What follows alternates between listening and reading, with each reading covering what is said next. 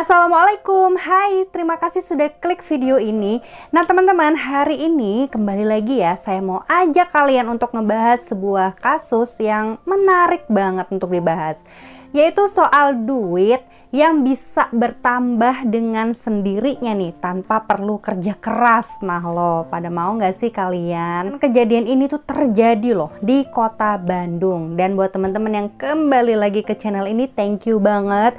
Dan untuk yang pertama kali, selamat datang di channel Rika.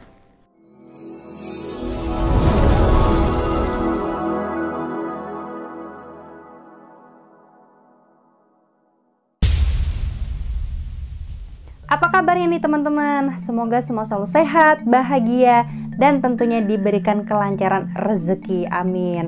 Info sedikit nih tentang kota Bandung. Bandung adalah sebuah kota metropolitan terbesar di Provinsi Jawa Barat, sekaligus menjadi ibu kotanya. Nah, di kota ini tercatat berbagai sejarah penting nih, diantaranya sebagai tempat berdirinya sebuah perguruan tinggi teknik pertama di Indonesia, yaitu Institut Teknologi Bandung atau yang disingkat ITB. Bandung juga pernah nih menjadi tempat berlangsungnya Konferensi Asia Afrika, serta pada tahun 1990 kota Bandung terpilih sebagai salah satu kota paling aman di dunia berdasarkan survei majalah Time. Tapi sayangnya teman-teman, di tahun 2021 ini nih, ada seorang oknum tukang ojek online yang sempat mengaku menjadi dukun dan bahkan meraup keuntungan hingga puluhan juta rupiah. Nah, bagaimana sih kisah lengkapnya? Langsung aja yuk kupas tuntas. Oke teman-teman, sebelumnya saya mau infokan dulu nih, di video ini saya tidak akan menampilkan foto korban, tentunya untuk menjaga privasinya ya. Karena ini adalah sebuah kasus tipu-tipu, jadi penting banget untuk kita ambil pelajaran berharganya agar kejadian seperti ini tidak terulang kembali.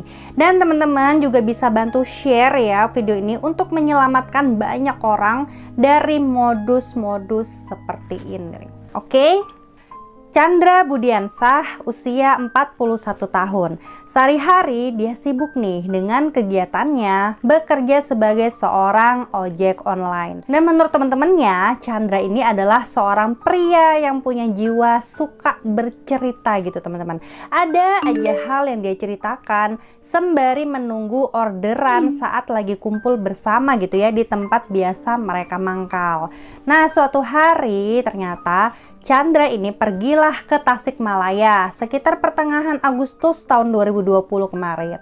Dia pun berkenalan dengan seorang pria yang berinisial MYA.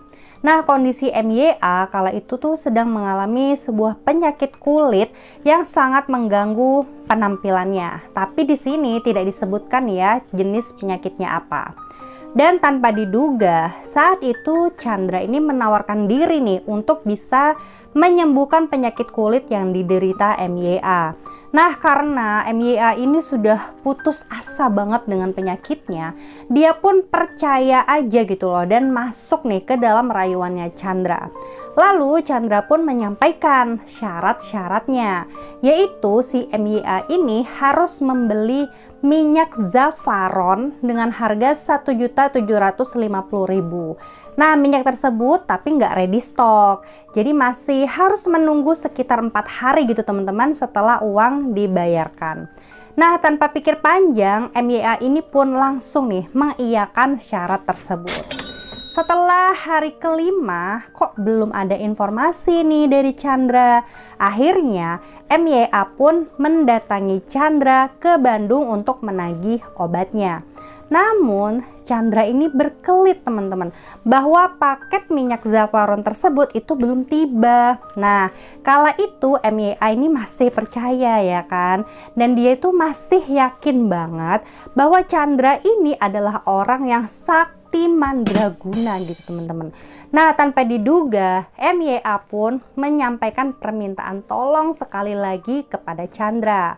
Dia ternyata menginginkan Chandra untuk bisa mengembalikan kekasihnya MYA ini yang baru saja putus hubungan di saat lagi sayang-sayangnya. Nah, lalu Chandra pun langsung dong mengiyakan. Ah, gampang itu mah, bisa. Tapi seperti biasa ya, ada syarat-syarat yang harus dipenuhi.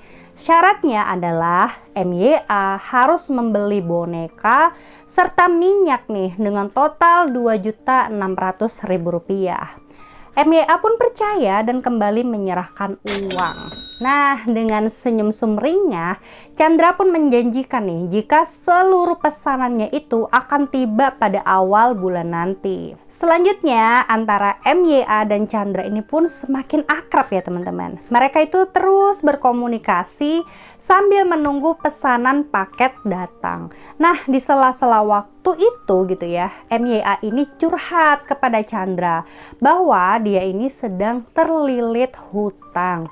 Nah, mendengarkan curhatnya MYA, otak tipu-tipu Chandra ini langsung connect nih teman-teman. Dia pun lanjut untuk mengelabui MYA.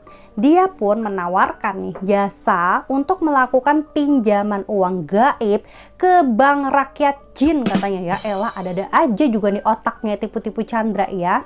Dan untuk meyakinkan ya, si Chandra ini bercerita dia ini adalah murid kesayangan dari Eyang Anom di Gunung Hejo. Pokoknya bla bla bla, panjang banget mungkin ya ceritanya. Nah, pada saat itu MYA langsung oh iya dia kembali percaya nih teman-teman. Karena udah kepepet banget gitu kan, dia udah bingung tuh harus bagaimana membayar hutangnya. Nah, setelah MYA ini percaya dan yakin, Chandra pun mengatakan bahwa ada syarat-syaratnya lagi nih untuk mendapatkan pencairan uang goib, yaitu MYA diwajibkan menyetor uang sejumlah 52 juta dan seekor domba besar seharga 7,5 juta. Lalu MYA pun disitu terkejut ya, dan dia mengatakan, wah saya punyanya cuma uang 42 juta, gimana dong? Nah, saat itu Chandra langsung ngomong, ya udahlah kan kurangnya cuma 10 juta, ntar aku bantuin deh katanya gitu. Nah, karena terbuai dengan kebaikannya Chandra yang mau menalangi 10 jutanya ya kan, akhirnya MYA pun langsung nih mentransfer semua uangnya kepada Chandra. Nah, kemudian Chandra mengajak MYA ini ketemuan di sebuah rumah di wilayah Kecamatan Regol. Nah, di rumah itu Chandra dan MYA memasukkan nih uang 52 juta tadi ke dalam sebuah koper sebagai syarat untuk pinjaman uang goib tersebut. Chandra juga menjanjikan uang tersebut akan bertambah menjadi 1,2 miliar setelah 4 hari. Nah, saat itu MYA ini percaya karena dia emang bener-bener lagi kebingungan banget membayar hutang. Singkat cerita, sudah 4 hari berlalu. Nah, mereka pun bertemu lagi nih di rumah tersebut untuk melihat isi koper. Dan ternyata teman-teman, percaya nggak percaya sih nih teman-teman ya. Jadi uang tersebut memang benar-benar berubah di dalam koper itu. Tapi bukan menjadi 1,2 miliar seperti yang dijanjikan, melainkan berubah menjadi uang 2000-an. Dan totalnya bahkan tidak lebih dari 1 juta. Nah, saat itu Chandra pun mengatakan, wah bro, pinjaman kita gagal nih. Jadi kita wajib menyetorkan kembali uang 20 juta untuk pengajuan ulang. Ya elah, perasaan mengajukan pinjaman ke bank manusia juga nggak gini-gini amat Bambang. Chandra, ya nggak sih teman-teman? Nah, saat itu MYA ini langsung mulai sadar gitu ya. Dia mulai nggak enak, mulai curiga. Kayaknya aku ditipu nih. Bahkan minyak yang aku pesen pertama di awal tadi sampai saat itu juga nggak kunjung datang-datang. Nah, akhirnya MYA pun diem-diem nih melaporkan hal tersebut kepada pihak polisi. Dan syukurnya pada saat itu polisi ini langsung gercep ya teman-teman menyikapi laporan dari MYA ini. Dan pada saat itu polisi pun segera nih menangkap si Chandra dan kemudian membawanya ke kantor polisi untuk diinterogasi. Pada saat diinterogasi, Chandra Budiansah pun langsung mengakui segala perbuatannya yang memang benar menipu menipu katanya. Bahkan guru Eyang Anom yang dia katakan itu gak pernah ada, dan dia pun memang sengaja melakukannya untuk memenuhi kebutuhan hidupnya. Karena Chandra ini tidak menduga gitu jika si MYA sang korban ini kok percaya segitunya banget sama dia katanya. Ya udah, jadi dia terusin aja gitu loh. Dan atas perbuatan Chandra ini, Chandra pun terjerat pasal 378 tentang penggelapan dan 372 KUHP tentang penipuan dengan hukuman penjara paling lama 4 tahun. Nah, demikianlah teman-teman kisah tipu-tipu berkedok dukun menggandakan uang ini ya. Bagaimana sih menurut kalian dengan kejadian ini? Apakah ada orang yang mungkin pernah nih mencoba untuk menipu kalian? Kalian bisa komen di bawah ya, bercerita tentang pengalamannya. Sepertinya pelajaran yang bisa kita ambil dari kejadian ini adalah walaupun kita sedang terhimpit dalam masalah yang sangat rumit, ya sebisa mungkin kita selalu harus hati-hati dan waspada ya.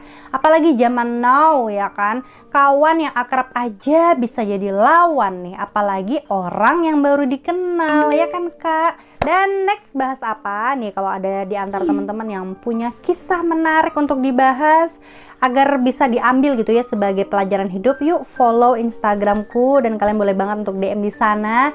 Terima kasih sudah menonton video ini sampai selesai dan sampai jumpa di videoku selanjutnya.